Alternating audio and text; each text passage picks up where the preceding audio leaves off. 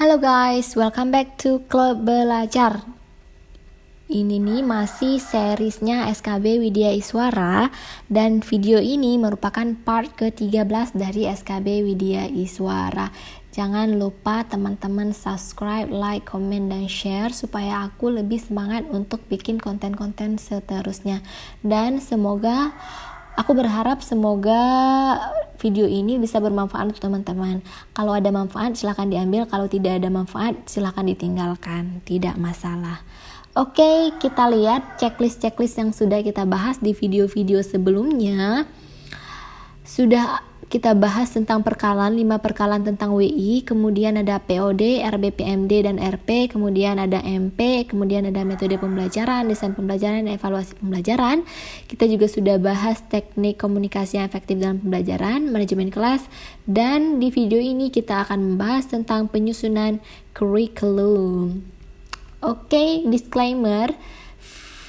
Soal-soal yang ada di video ini merupakan soal hasil konstruksi dari materi yang sudah kita bagikan di link Google Drive yang sudah pernah aku sebutkan di videoku sebelumnya. Jadi linknya itu ada di deskripsi video SKB ku di video ketiga dari bawah. Teman-teman bisa scroll down ke bawah, atau nanti aku akan juga attach di card di bagian kanan atas ini.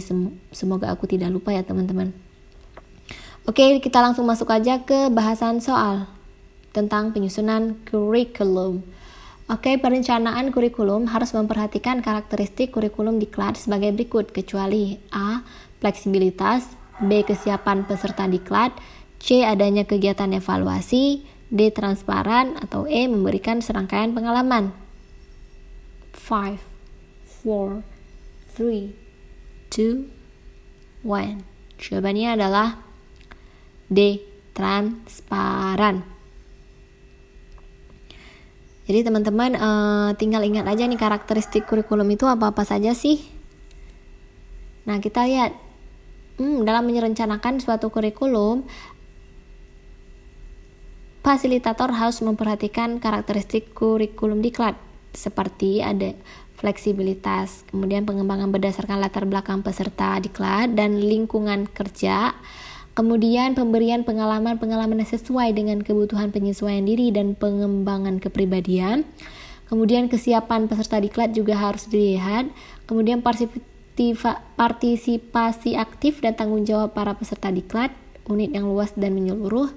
Kemudian memberikan serangkaian pengalaman dan juga adanya kegiatan evaluasi. Jadi ini adalah karakteristik kurikulum yang harus diperhatikan ketika kita mau merencanakan untuk menyusun suatu kurikulum. Oke, next.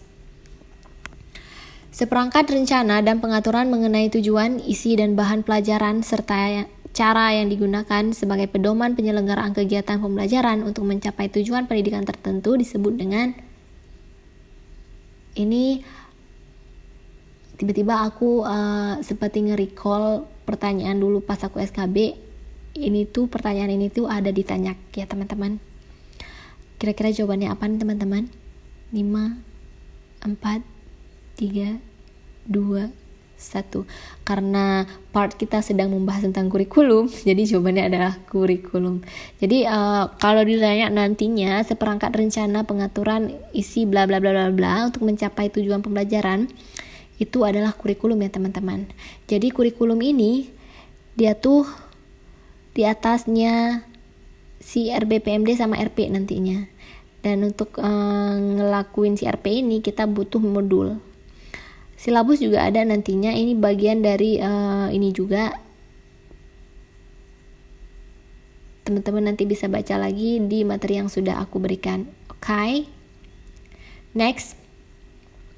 Berikut merupakan kegiatan model pengembangan kurikulum yang dinamik, kecuali A. Melakukan analisis kebutuhan diklat, B. Merumuskan tujuan diklat, C. Menyusun program, D. Monitoring, umpan balik, evaluasi, dan rekonstruksi. Ini typonya kenapa gini banget ya. Kemudian ada E. Membuat aplikasi. 5, 4, 3, 2, 1. Jawabannya adalah membuat aplikasi. Next, berikut merupakan unsur format penyusunan kurikulum diklat kecuali A. Modul, B. Kompetensi, C. Diagram alir diklat, E. Evaluasi atau D. Evaluasi atau E. Sertifikasi. Unsur format ya, unsur format penyusunan kurikulum diklat. Jawabannya apa nih teman-teman? 5, 4, 3, 2, 1. Jawabannya adalah modul ya teman-teman. Kita lihat ini adalah format penyusunan kurikulum diklat, antara lain memuat pertama tuh adanya judul, kemudian pendahuluan, kemudian kompetensi, tujuan diklat, kemudian ada peserta, pemberi materi dan penyelenggara, struktur program diklat, diagram alir diklat, garis besar program pelatihan, evaluasi dan sertifikasi. Jadi yang tidak ada itu adalah membuat. Yang tidak adanya itu adalah modul ya teman-teman di sini. Oke, mungkin ini saja untuk video kali ini, singkat sekali tapi mudah-mudahan bisa berguna dan bermanfaat. Jika bermanfaat silakan diambil, jika tidak dibuang saja. Oke, see you on my next video. Bye bye.